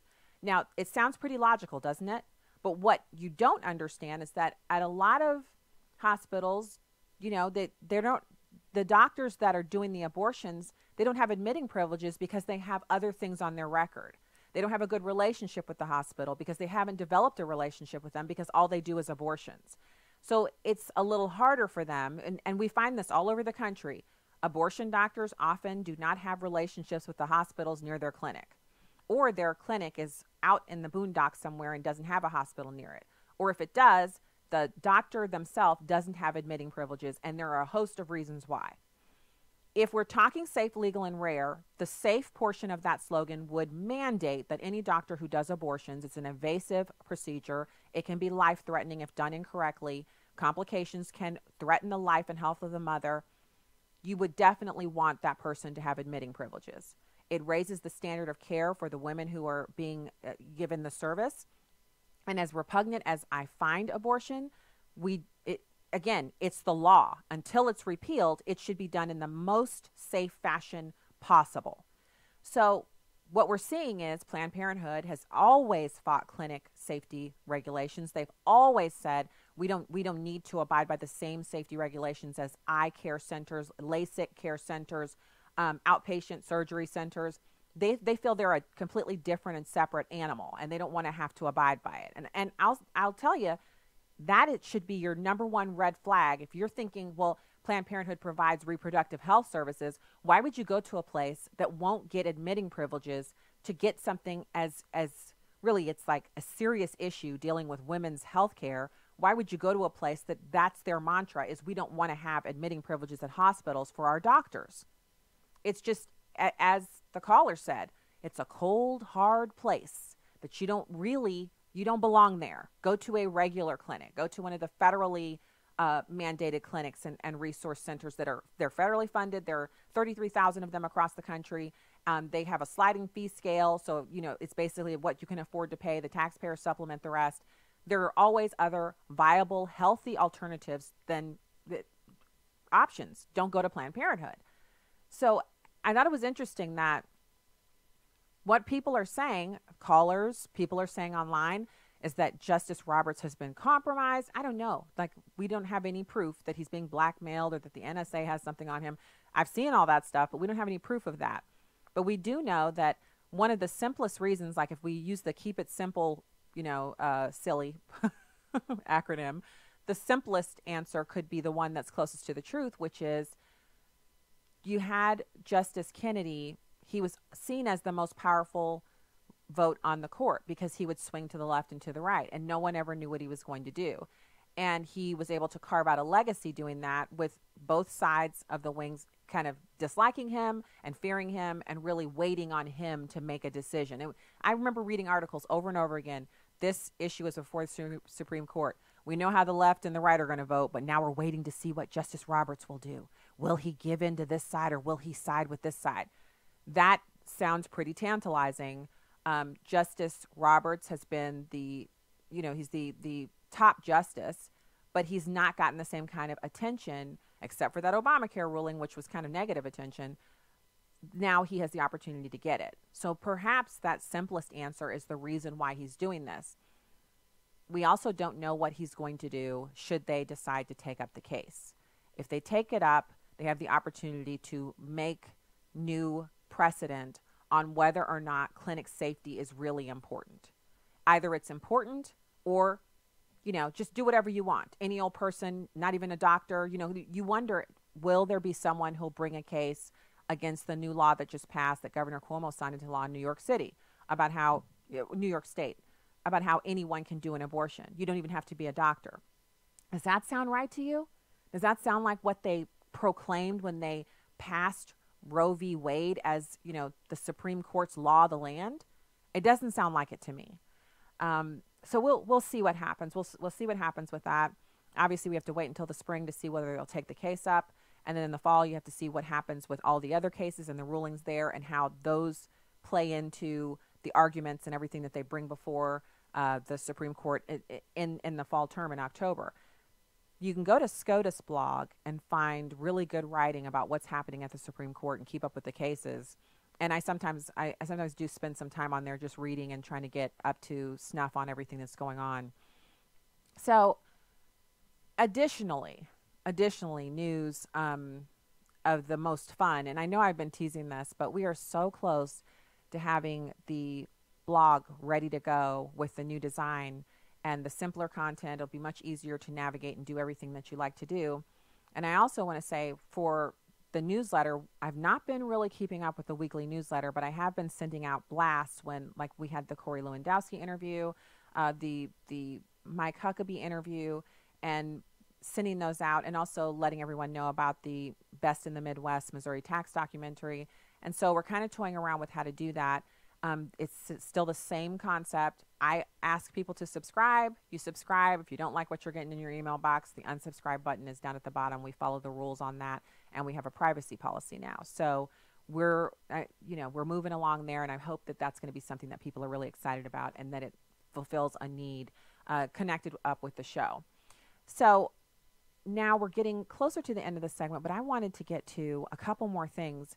It's Open Line Friday. If you want to join in, hey, 866-963-2037. I also need to mention our partnership with India Partners. We are providing 1 day of safety for $7.08, and we're asking you to join with us on that. Rescue a child, provide a day of safety in India's red light districts. These kiddos really need the support that India Partners gives to them, a safe place to stay, away from the red light district, and safety and the gospel, and also food and shelter and clothing and warmth and schooling. Give now at 877-616-2396, 877-616-2396, or go to afr.net and give there. We would appreciate your help. So far, we're doing really great with our goal of 1,000 days of safety per day, and it's going just fantastically, but we need you to help us keep that momentum up. So you can also call in. Call lines are open, 866-963-2037. So apparently the Congress is closing in on some kind of a border deal. They're even saying the president might take the deal. This is a deal on border fencing, by the way. The first thing we have to say is, I wonder what Ann Coulter will say, because she's been pretty tough. Like, if you've seen any of her interviews she's done recently, she has been on a tear, very upset with President Trump, not happy with the way things have been developing. But House and Senate negotiators are closing in on a possible border security agreement that would fund new technology, additional Border Patrol agents, and some kind of fencing in certain areas along the southern border. Now, apparently there's no mention of a wall per orders of the Democratic leaders who vehemently oppose it, and President Trump seems to be more flexible on whatever the deal entails, but I'm wondering if that's because he has found another way to get the border wall done, and so he's just going to do whatever he can do with the Democrats and then go his own way on the actual wall.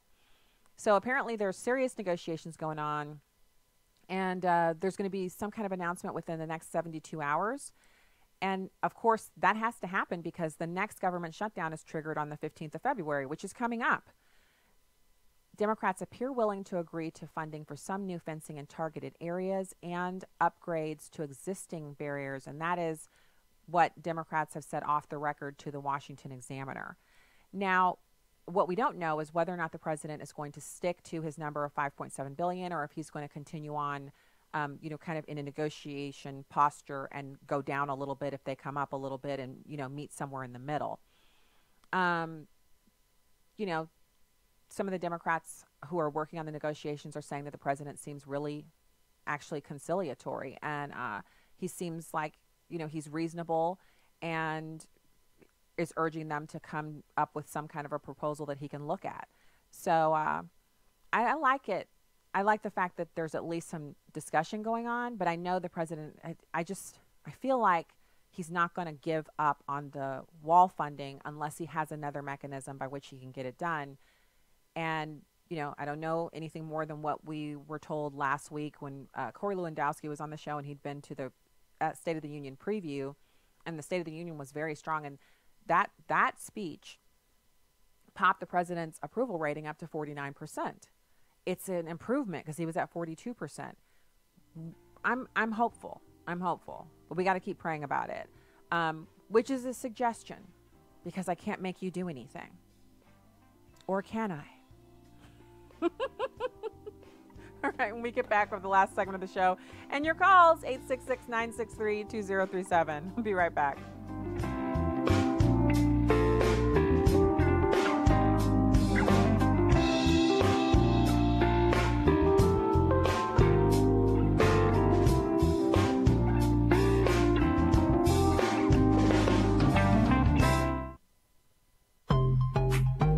This is Just a Minute with Stacey Washington. Presidential candidate Elizabeth Warren has proposed a wealth tax on all assets in excess of $50 million. Democrats want to eliminate the Trump tax cuts, which have the American economy and GDP booming. But why? Why would Warren, worth a tidy $8 million herself, propose this ridiculous, unworkable idea? Because ginning up covetousness is a great way to deflect from a lack of successful policy positions. Warren is aware that Democrats own inner city poverty, generational welfare, the lost war on drugs, and the breakdown of the American family. Democrats own the increase in school shootings because they own the public schools. Rather than reassessing failed policy positions, it's more fun to take more failed ideas, dress them up in rainbows, and peddle them as new ones. Don't be fooled. Democrats are repelled by ideas that work. Self-sufficient, gainfully employed, happily married people don't make good potential voters. I'm Stacey Washington. Find out more at StaceyOnTheRight.com. Hi, friends. There's a new show in town on Urban Family Talk, nightly, 7 p.m. Central. Join me, C.L. Bryant, as we build the bridge to conversation throughout our great nation, the greatest nation on the face of the planet, the greatest success story the world has ever known. Nightly, the C.L. Bryant Show over Urban Family Talk, 7 p.m. Doc, I've been feeling a little out of sorts lately. Can you help? Well, let's try a few questions. What do you think of when I say the word Roku? Oh, my wife and I used to love that dance when we were younger. Yes, I'd say you're a little out of touch. What do you recommend? I recommend you listen to AFR. American Family Radio. Available on Apple and Android products, Amazon Alexa, and now available on Roku. And then we'd whip, and then we'd nay-nay. Oh, it was wonderful. This is House Call for Health. As the country grapples with a growing opioid epidemic, studies show there are no signs of it slowing down in the near future. New research published in the Journal of the American Medical Association is predicting by the year 2025, deaths from illicit opioid abuse are expected to skyrocket by 147%. More than 49,000 people died from opioid overdoses in 2017. Without any public policy intervention, the researchers predict that number will hit over 80,000 by 2025. The use of fentanyl on its own, as well as mixed with other illegal drugs like cocaine and heroin, is what researchers find is fueling the crisis. They say that interventions that target prescription opioid misuse aren't enough, and that the medical community needs more resources to treat people who are addicted in order to curb the epidemic, adding criminalizing those who misuse opioids is not a solution. For more health news, go to foxnewshealth.com. House Call for Health, I'm Joy Piazza, Fox News. Welcome back to Stacy on the Right on American Family Radio and Urban Family Talk. I would ask members on both sides of the aisle to make those questions clear for the record so we know what must be addressed at the future proceeding. Now, in your capacity as Acting Attorney General, have you ever been asked to approve any request or action to be taken by the Special Counsel? Mr. Chairman, I see that your 5 minutes is up, and so I'm here voluntarily. We have agreed to 5-minute rounds, and the committee. I think that's a fine place to end the 5-minute rule. The committee will end. Will come to order. I will point out that we didn't enforce the 5-minute rule on Acting Attorney General Whitaker. We will. I understand, Mr. Chairman. I was just saying that might be a good breaking point at that point. It's just like, so he's funny, right? He's funny, and he's adding some levity to this. You know, he's there, he's testifying, and yesterday this whole thing started before he even got there because the Democrats had said in the committee, it's like 23 of them and 13 Republicans. And they said, well, you know what we're going to do is we're going to issue a subpoena. And he said, per longstanding Department of Justice policy, A.G. Whitaker said, if you issue a subpoena, then I won't show up. So I'll show up of my own free will. But if you subpoena me, then I will not show up. So they had to kind of dance around that. So the guy knows his law. He knows what the standing procedures are. He actually seems to me as if he's just like he's in it to win it, but he's laid back about it. He's willing to laugh. He's willing to crack a few jokes. He's not taking it seriously because it feels to him like a witch hunt. And, you know, my opinion is that that's what it is. There is no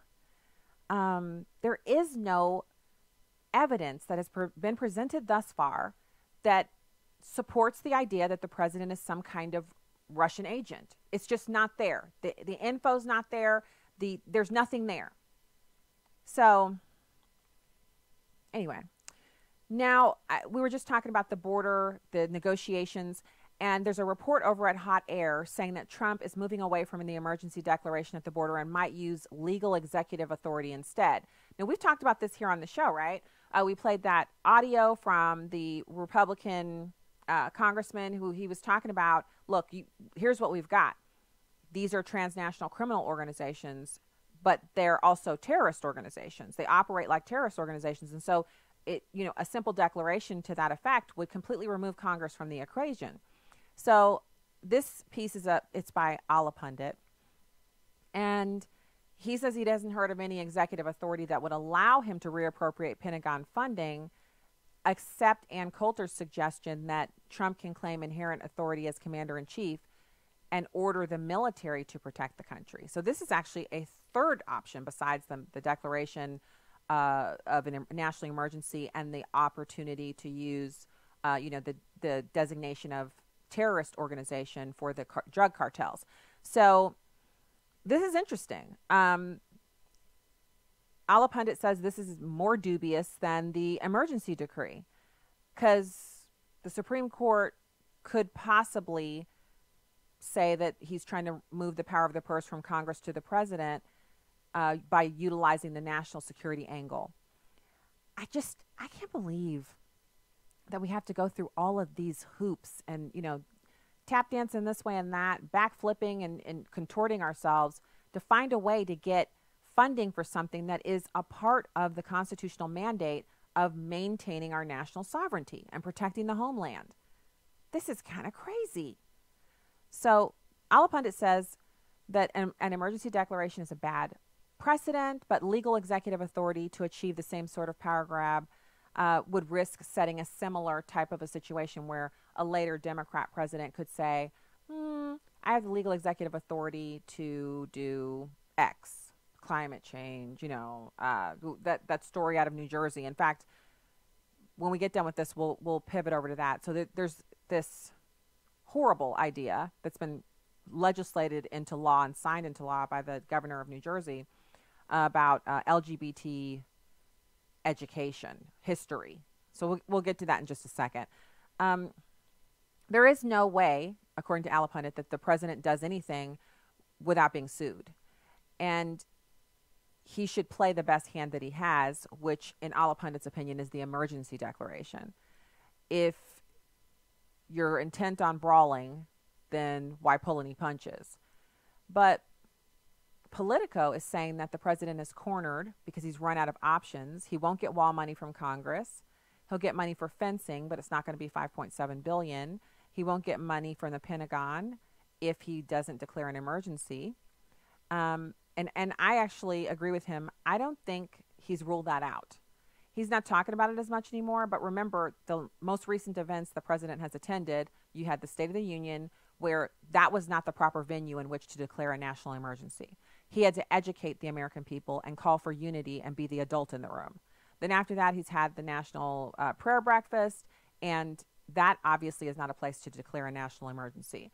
And then there are other things that are happening now. So the opportunity for him to say something about it, it's coming up. We are this is February 8th. So we got about another week for them to negotiate and figure out what they're doing before the president has to step to the podium and address the American people about what his next steps are. So Alapundit says the question is simple. Does the president who ran as a strongman care more about preserving the constitutional principle that the legislature controls funding for government priorities, or does he care more for saving face on his signature immigration campaign promise? So which sounds more palatable?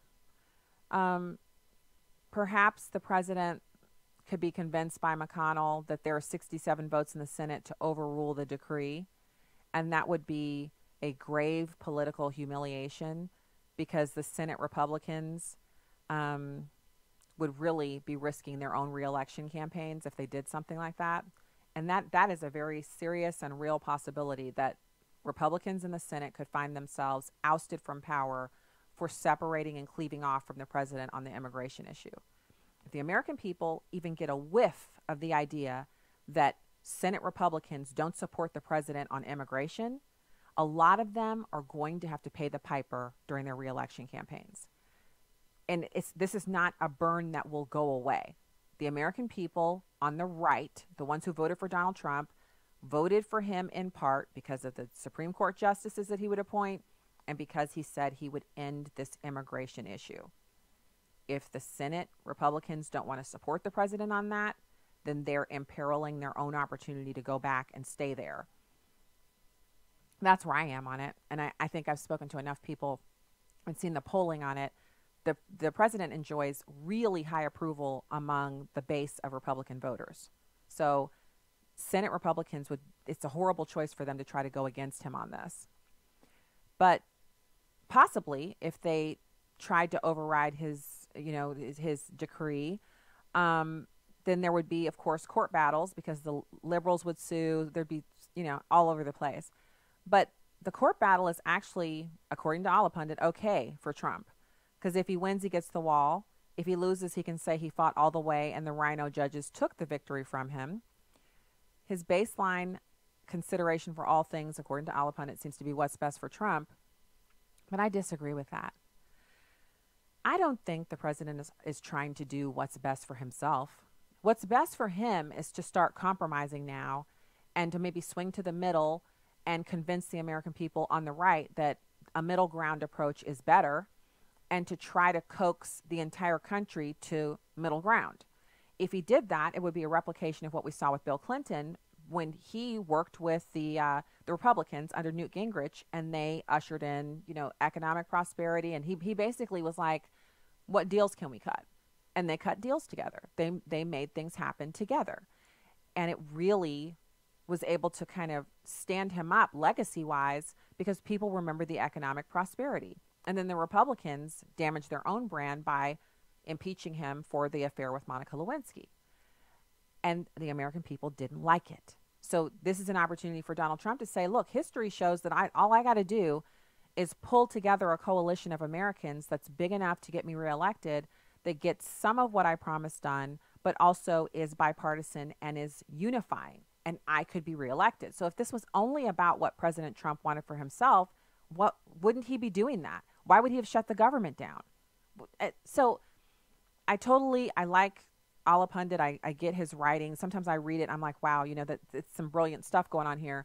But I don't agree with him on this. The president is not baseline consideration what's best for President Trump. You know what's best for President Trump? To serve out one term and go back to being famous and rich and private, and to see his businesses flourish and not lose, a few $1 billion a year in wealth because he's the president of the United States, to not have fully 50% of Americans hating him so much they want to see bad things happen to his kids. That's what is best for Donald Trump. What is best for him is that he would have never run for the presidency at all. He was popular before he did this. He really had sky's the limit for his businesses and everything else, the opportunities, everything was in his favor. Even the unpopular things that he'd done, it was nobody cared because he wasn't running for the presidency. So I disagree with that. So the other thing that I think is pretty interesting is that people have heard, we all heard Nancy Pelosi say there won't be another shutdown. How in the world is it that she can determine whether or not the president will allow another shutdown to occur? If he's serious about getting the wall funding, he may go at it again. I mean, he seems like he's kind of unperturbed by the whole situation. And it would take a while before, again, a few weeks before we got to the point where air traffic controllers weren't showing up to work, or LaGuardia would have to be shut down because of TSA. He could have already created provisions for handling those types of situations because of what happened the last time. I just think it's kind of silly for us to trust anything that Nancy Pelosi says. So, and no, the president isn't looking to increase legal immigration. I think he's looking to increase the amount of assimilation that goes on, because that's a benefit to America. So let's talk about this New Jersey thing. The governor of New Jersey has just signed into legislation it's a curriculum mandate.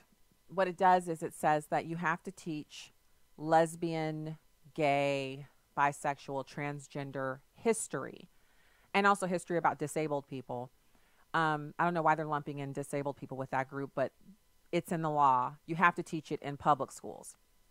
Private schools are exempted from the mandate. So the issue is that it flies in the face of parental control for them to take on an issue as fraught as LGBT, history, as it were. First of all, it's public school. So you've got Christians going there, you've got Muslims, you got every, Jewish people, any kind of different group, you have all mixed in together in these educational facilities, and they're taxpayer funded. So for him to sign a law like this and not consider the unintended consequences, which are that you're going to be teaching things that don't go with what kids are learning at home and what they're learning on Sunday or Saturday, whenever they're going to church or synagogue or temple or whatever.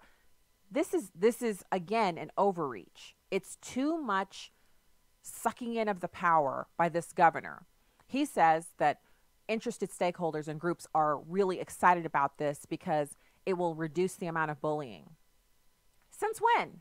Since when did including that kind of history reduce bullying in schools?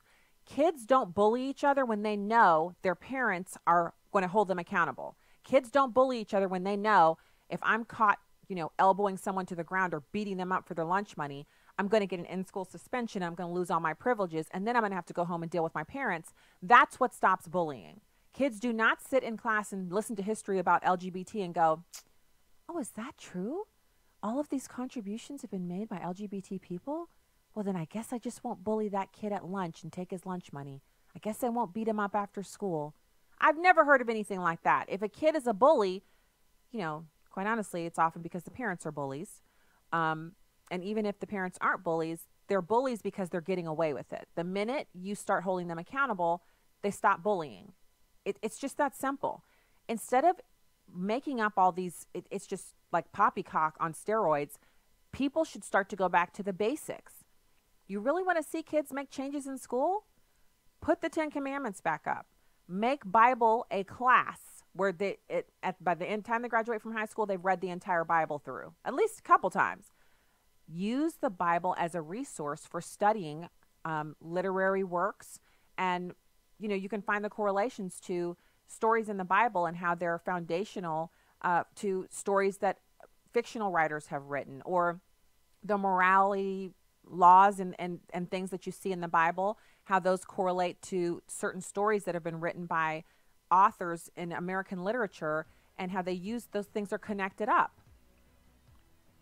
This is just a mistake. And I hope the people of New Jersey, if they can't get it undone, they take their kids out and put them somewhere where they don't have to worry about this indoctrination. All right, it's Friday, y'all. It's time for the weekend. Time for unplugging and getting in the pew and enjoying ourselves. You're free to do whatever you want. I can't make you. But my suggestion is that you enjoy the weekend. God bless you from the Heartland. And thank you for making American Family Radio and Urban Family Talk your home. See you Monday.